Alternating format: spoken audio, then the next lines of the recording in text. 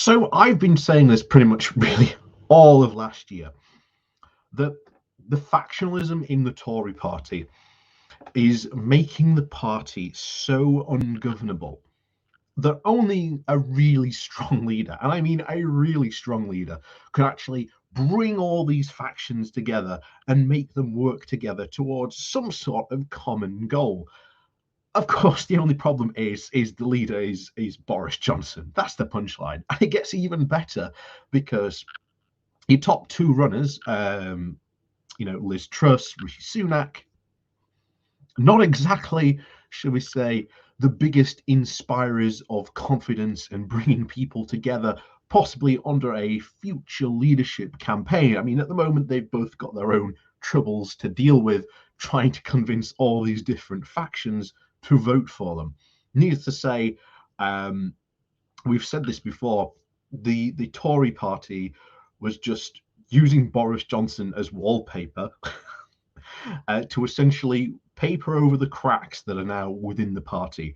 And sooner or later, those cracks are just going to split open wide and just going to pretty much engulf Boris Johnson and probably a couple of other Tory leaders, certainly in the future as well, at least until someone can come along for them and, shall we say, fill in the cracks properly.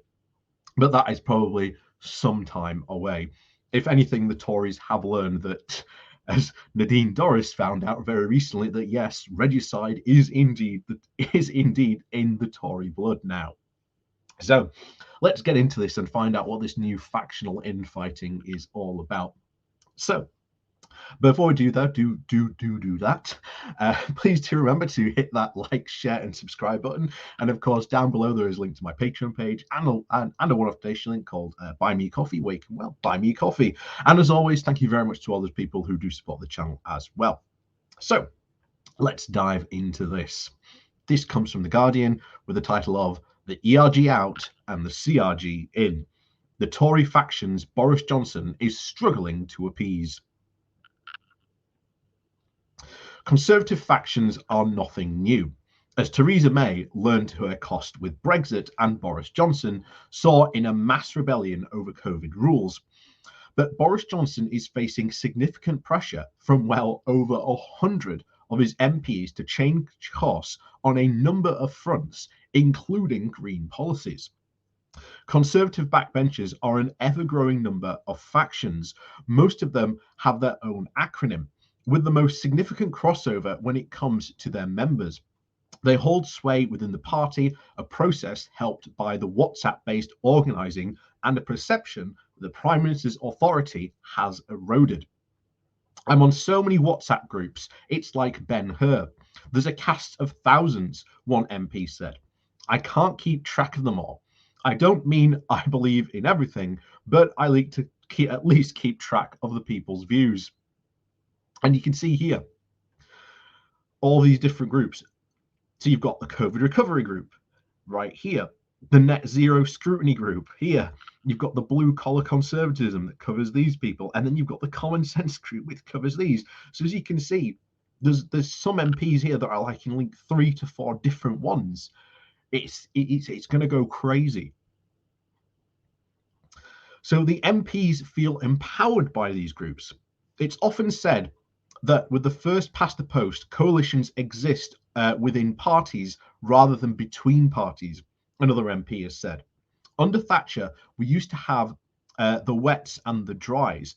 There can be a good counterbalance to the executive. John Major struggled endlessly with the Eurosceptics he termed bastards, while May's nemesis was the European Research Group, or the ERG, and of course the long-standing alliance of Brexit ultras. What is different now is that unlike Major and May, Johnson has a significant Commons majority. Nonetheless, before Christmas, he still had to rely on Labour to pass his new COVID restriction relations, with a over 101 MP rebellion against, led by the COVID Recovery Group, or the CRG, with its very sceptical about all the new pandemic rules. Unlike the ERG, which has membership levies and even a formal structure, The CRG backers say that it's a little more than a WhatsApp group forum with the occasional in-person meetings. There is, though, a significant crossover, not least with Steve Baker, a former ERG chair who is vice chair of the CRG. The ERG obviously receded into the background after Johnson delivered the Brexit its members wanted, and the CRG could likewise call off hostilities if Omicron were to subside and the rules were eased. Even then, Johnson will not be in the clear. His parliamentary party's internal groupings, with varied core aims, often can share certain views and some of the same members. These tend to disproportionately be former Brexiteers, and common aims centre around a desire to push Johnson away from what they see as the overly statist high tax policies, the ones they believe the UK should abandon outside the EU. It feels particularly important now, as we've had 2 years of Conservative government, and some of us, it hasn't really felt like a Conservative government, one backbencher said. We're all facing re-election in about a year or two, and we just want to gently nudge the government back into a virtuous path. Some blocs, such as the Northern Research Group, are more geographic than ideological, but others, such as the Blue Collar Conservatism and the Culture War focused Common Sense Group, have beliefs that include opposition to the current elements of tax and spend. The Net Zero Security Group, or the NZSG, which claims many more supporters than 18 Tory MPs who signed a letter this week signing to seek an end to the VAT and the green levies on fuel bills, looks set to become the increasingly influential in the coming months as Johnson faced pressure over the cost of living. Some critics have argued that the NZGS flirts with denial, citing its pledge to consider research from Nigel Lawson's controversial Global Warming Policy Foundation think tank. Craig McKinley, the South Thanet MP who chairs this group, rejects the characterization. He says it's an argument about climate change or any of that. It's about, is it affordable and technologically available? What will it do practically to lower paid for the lower paid? And is there a better way? There are repeated echoes, of course, of Brexit, and not just about because many of the MPs involved cut their factional teeth inside the ERG. One backbencher and a member of several groups says, we know one reason people voted for Brexit was the way they felt the elites were telling them how to live their lives. And I think there's some similarities when we're told you don't have an old-fashioned boiler, don't drive a 15-year-old car or a van, even though you can't afford another one. It's the same with COVID. Officials in London telling them what to do. Some MPs crop up time and time again. Lincoln MP Carl McHenry, for example, is in the CRG, the NZRG, the Common Sense Group, as well as being on the executive of the 1922 committee of the backbench Tories. The Weldon MP, Nishi Grant, is the vice chair of the 1922 committee and involved with the CRG, while the former Minister Esher McVey is linked to the CRG, the NZGS, and the blue collar conservatism. Much as Johnson may succeed in May by positioning himself to the Tory MPs and the party membership as the man to deliver the muscle immediate Brexit, those now hoping to follow him, such as Liz Truss and Rishi Sunak, will look to the groups for ideological pointers. In the meantime, Johnson must try and keep them on side, mindful that they have the ability to cause significant trouble. You don't throw yourself on the barbed wire every time there's a vote, noted one Tory MP, a member of several groups, but you have a greater opportunity to get in front of ministers and argue the case because they know you've got some cards in your pocket. So, as you can see here, this is really the current state of the Tory party.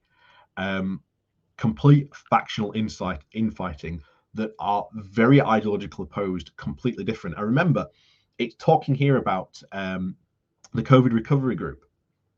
We've just had the net zero group here.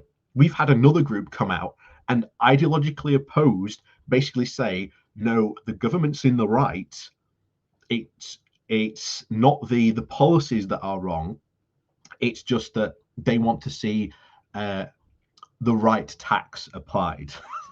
And this is where things could get fun. This is really where things could get fun, because this all comes down to, as we've been saying for the past couple of days, that it's the cost of living crisis that is going to hit very, very quickly and very, very soon. And things are very going to quickly spiral out of control for Boris Johnson and even the rest of the Tory party. So where this all goes from here, I can't really say to you, but we've said it before on this, Tory civil war. Full open, full blown Tory civil war, full blue on blue action.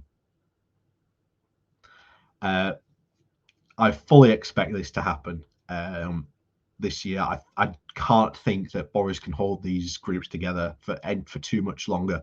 He's finally got Brexit done, and now they've seen the power, they've seen the ability to be able to do things, and now this is where they can start to apply the pressure.